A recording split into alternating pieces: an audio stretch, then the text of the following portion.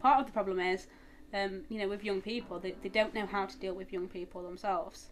They work with such a broad age of people that they don't know how to communicate with young people and get the information out of them, and they treat everyone the same, and they've got the 5-minute slot and that's all you get, you know. And I think they need to be trained on how to deal with young people more.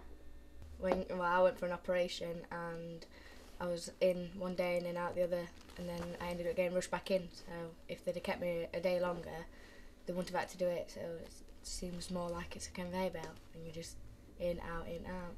Well, they ask you lots of questions that you aren't going to know the answer to, and use really big words that you don't understand, which is a bit annoying. When they lost me, I went for a pre-op to have an operation, and they said to me, because they said to sit and wait, and then about 5 minutes later they said, there's no need to sit and wait, we'll mark you down, say that we've seen you, and we'll get in touch with you and give you a date to come for your operation. Must have been about 4 months later, and I had no contact or anything like that.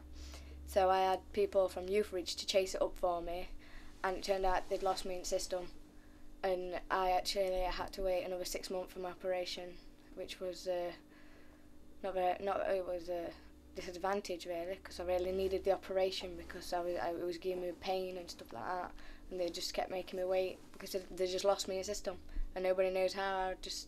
I suppose that they just forgot on the pre-op to put me down. It'd be easier if whoever's dealing with him sent a letter to all of the professionals so that everyone knows what's going on, because what I often find is I'll go to the physio and they don't know what the consultant's done, and they don't know what his hearing tests have come out as, or, you know, they've not been contacted by the health visitor because of something. And I constantly have to explain, where if they just sent a letter to everyone, it'd make life a lot easier. The people that worked for us to make sure I was happy 100% of the time, make sure I used my mother as an example when she was in for brain surgery. She probably wouldn't be here if it wasn't for the people that work there.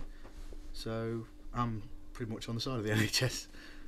Yeah, but you can't moan that you're waiting. Like, say you went in with a nosebleed or something pathetic, you can't expect to go quicker than someone who's like chopped their hand off or something. You've got to be realistic on how long you're waiting.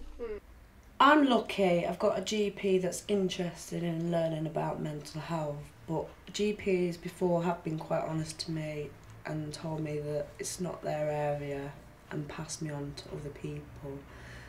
The thing is, when they pass you on to other people, especially psychiatrists come and go all the time, so you can build a relationship up with one psychiatrist and then they leave, and it's like you have to tell another psychiatrist your whole story all over again. I hardly ever go and see my doctor,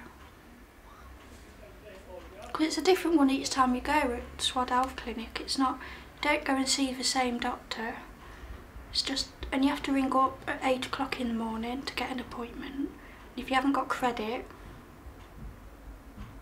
because I haven't got a landline, so if you haven't got credit on your mobile, then you've got no chance of making an appointment anyway. I'm under Dr. Balgunwar, and I've never actually seen her. I've always seen one of her SHOs, whatever they're called.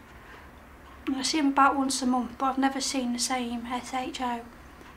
And I've never actually seen Dr. Balgunwar since about how long I've been out of prison, nearly 3 years, and I've never actually seen Dr. Balgunwar herself. I mean, I'm very lucky with my CPN. I've had the same CPN for 6 years, so I can really rely on her. And I see her whenever I feel I need her. So if she thinks that I'm doing all right, she'll only see me like once a month. If I tell her that, it's all got a bit much, she'll come every week and we'll have a really good chat.